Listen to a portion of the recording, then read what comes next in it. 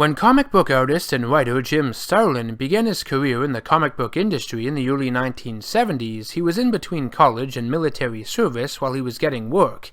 During a psychology class, he came up with the idea of a godlike character named Thanos. Roy Thomas, the then editor-in-chief of Marvel, who had just recently succeeded Stan Lee, offered Starlin the opportunity to work on an issue of the Invincible Iron Man, number 55 to be exact, and Starlin believed that this may be his only chance to get one of his characters out there, so he took it.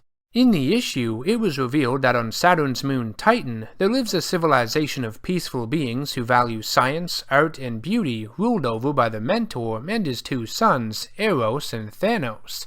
Thanos attempted to take over the moon and created weapons, only to be banished by his father, never to return again.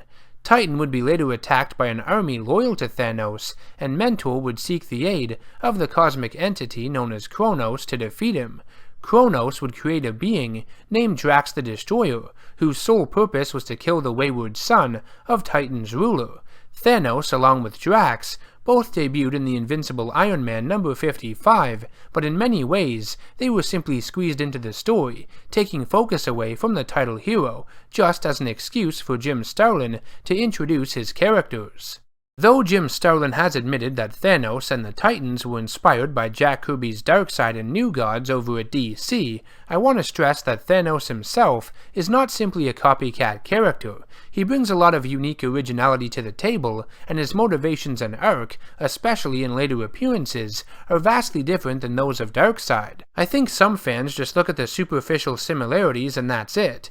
Darkseid and Thanos may have been cut from the same cloth, but their paths couldn't be more different. I've mentioned this before, but after Jim Starlin introduced his character of Thanos in February of 1973, the character didn't really go anywhere for a while. He made a few appearances throughout the decade, but by the 1980s, sort of disappeared from comics. He had been turned into granite by Adam Warlock in the power of the Soul Gem, which is why he was gone, but it was just a way for the writers to save him for later. They didn't know what else to do with him at that point, or what direction to take him in. Thanos was simply lying dormant, awaiting something greater. In February of 1990, however, the character was revived in Silver Surfer Volume 3, number 34 by Mistress Death, in order to accomplish a single goal, to correct the great imbalance in the universe. Thanos confronts the Silver Surfer, telling him that life and death can't exist without the other, that overpopulation, environmental waste, and pollution are destroying the Earth and will lead to its demise. And it's the same everywhere in the universe. In time, all paradise becomes a form of hell when these factors are in play. Thanos tells the Surfer that he can't just kill everyone, a balance must be maintained, so he will euthanize 50% of all living things. In order to accomplish this, the Mad Titan must become stronger, and during the events of the Thanos quest, he obtains 6 Infinity Gems in order to become Mistress Death's equal and stand beside her. You see, Thanos is a nihilist, meaning he values death and views all life as meaningless, and Jim Starlin took this in a clever direction by having him fall in love with Marvel's physical embodiment of death and attempt to court her. Problem is, he becomes her superior when the Infinity Gems make him omnipotent, and despite trying to impress her by destroying half of all life in the universe during the events of the Infinity Gauntlet, even that doesn't win over her affections at that point. Nothing really can. If you want a more in-depth analysis of the Infinity Saga storylines and Thanos' character arc within them, check out my separate reviews of Thanos Quest, Infinity Gauntlet, Infinity War, and Infinity Crusade on my channel. I'm not going to repeat everything again here. However, understand that after wielding the power of the Infinity Gems, Thanos becomes a hermit and no longer wants to bear the level of responsibility ever again. Adam Warlock is able to pry out the fact that deep down, Thanos doesn't feel worthy of his power he acquires and wants to lose subconsciously. After the events of the Infinity Gauntlet, Thanos would become a member of the Infinity Watch and help Warlock and his allies prevent other beings from acquiring the 6 Infinity Gems like he once did. At this point, the Mad Titan wanted to protect reality and found himself valuing life more than he ever had before, essentially becoming a hero, or at the very least, an anti-hero. He accepts that death had rejected him and considers himself one of the living. Teaming with Adam Warlock, he helps the Marvel heroes defeat Warlock's evil and good sides during the events of Infinity War and Infinity Crusade, respectively. The character arc Thanos experiences within the Infinity Saga is one of the most interesting in all of comics in my opinion.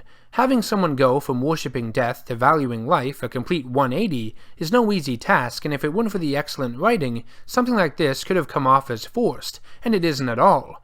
Thanos was a much more heroic character after everything was said and done. He was self-sacrificing, willing to put everything on the line to save the universe when the time came. This type of idea was further expanded upon too. In the 2003 storyline, Marvel: The End, Thanos sacrifices himself to save the universe as well as the heroes of Earth. His sacrifice is enough for Mistress Death to speak to him directly for the very first time, and even give him a smooch for good measure. He finally achieved what he had been wanting all those years ago. In recent depictions, Thanos has returned to being a cosmic badass. Though he is still a very strong antagonist, I'm not trying to take anything away from him, and the stories he's been featured in have been more or less excellent, he hasn't quite been able to achieve the heights he had in the Infinity Saga, and more specifically, the Infinity Gauntlet. In many ways, Thanos reminds me of Bane from DC, because after Bane broke Batman's back during the events of Nightfall, he too was unable to reacquire that same level of excellence ever again. We could all agree that Thanos has had much more staying power than Bane. He's a much stronger character, but all I'm saying is that it's tough to duplicate lightning in a bottle. It sometimes can't be done. The snap is Thanos' one true claim to fame. It's his pinnacle as a character, and will always be.